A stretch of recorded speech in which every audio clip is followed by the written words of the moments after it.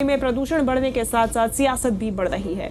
BJP लगातार आम आदमी पार्टी सरकार को निशाने पर ले रही है। दिल्ली बीजेपी के अध्यक्ष वीरेंद्र सचदेवा ने कहा कि दिल्ली सरकार प्रदूषण पर लगाम लगाने में नाकाम साबित हुई है। उन्होंने कहा कि ये धुंध नहीं धुआं है। सचदेवा के मुताबिक दिल्ली का हर तीसरा आदमी प्रदूषण से होने वाली बीमारी से त्रस्त है।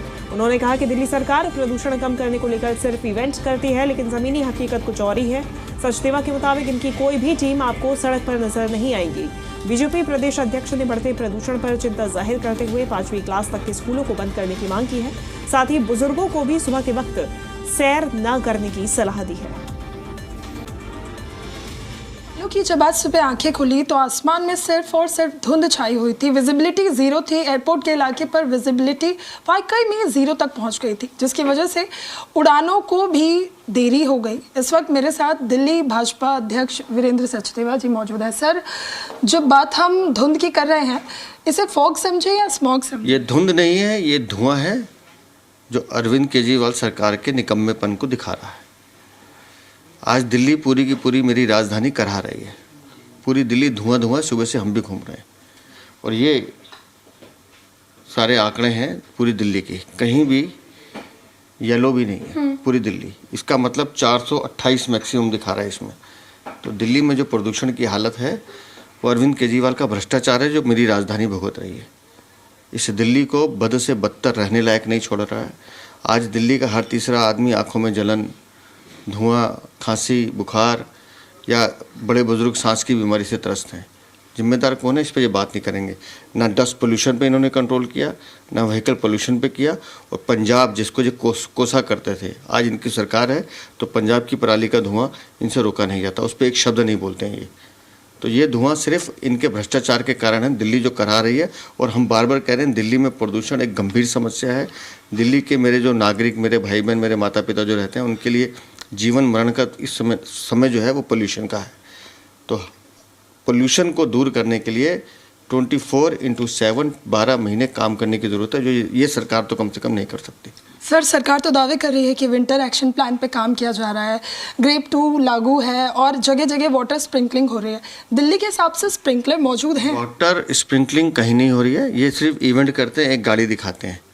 स्मोक गन्स दिखाते कहाँ चल रही हैं। एक लगाया मकबरा इन्होंने 22 करोड़ का, बंद पड़ा है। जिस दिन मंत्री को सड़क पे आना होगा उस दिन वो 1-2 दिखाएंगे, उसके बाद काम खत्म। कहाँ गई वो 200 से 300 से ज़्यादा टीमें जो इन्होंने लगानी थी? कोई टीम काम नहीं कर रही है। सिर्फ जब कल गोपाल राय दावा कर रहे थे दिल्ली के प्रदूषण की हालत में बेहद सुधार हो रहा है, चले ना दिखाएं। कहाँ है वो दिवाली जो चली गई, जहाँ तक दिल्ली की सारी सड़कों का निर्माण होना था?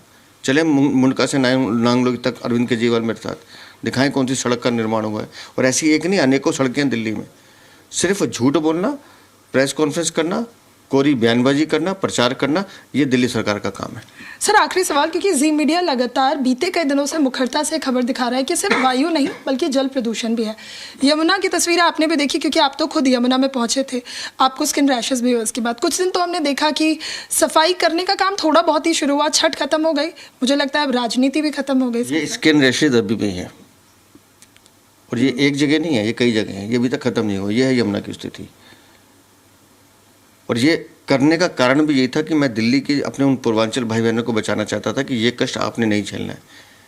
यमुना, अब इस समय यमुना माँ की हालत नदी वाली नहीं है।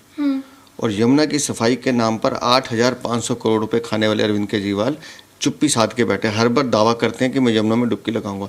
मैंने तो चुनौती दी थी उनको, क्या ये लगाई? आपने नहीं लगाई तो हमने लगा के दिखाई कि यमुना की स्थिति आपने क्या की, क्योंकि वो दर्द हमने देखा है, उसकी पीड़ा हमने महसूस की, आपने नहीं की है। और यमुना की सफाई एक बड़ा मुद्दा है दिल्ली में। यमुना को जिस तरह से यमुना के नाम पर भ्रष्टाचार किया गया है, लूटा गया है, बार बार केंद्र ने मदद की है। आप उस पैसे का खा गए। वायु प्रदूषण के लिए भी इस वर्ष के लिए केंद्र ने इनको 37 करोड़ दिए, नेशनल क्लीन एयर प्रोग्राम के लिए 37 करोड़ से भी ज़्यादा दिए। ये 10 करोड़ रुपये खर्च कर पाए हैं। इनकी नीयत नहीं है काम करने की। केंद्र जितना पैसा देते हैं उस पैसे को भी ये यूटिलाइज नहीं करते। तो आप समझ लीजिए काम को लेकर कितने गंभीर हैं। सर, दिल्ली जल बोर्ड ने यमुना किनारे एक टेम्पररी लैब भी लगाया हुआ था, लेकिन जैसे ही छठ खत्म हो गई वो लैब भी हट गया। यानी क्या सिर्फ यमुना पर राजनीति छठ तक हो रही थी? मैंने कहा ना, ये इवेंट करते हैं। छठ पर्व था तो पूर्वांचल के भाई बहनों को धोखा देने के लिए बोट घुमा रहे हैं, दवाएं छिड़क रहे हैं, झाग खत्म करने की कोशिश कर रहे हैं, वो लैब भी लगा ली। छठ पर्व खत्म हो गया तो वो पूर्वांचल के भाई बहनों की चिंता भी खत्म हो गई, आपने मरना तो जाके मरो, इनको किसी से कोई लेना देना नहीं है। ये सरकार इवेंट मैनेजमेंट सरकार है, बयानबाजी, विज्ञापनबाजी, प्रचार सिर्फ इसकी सरकार है।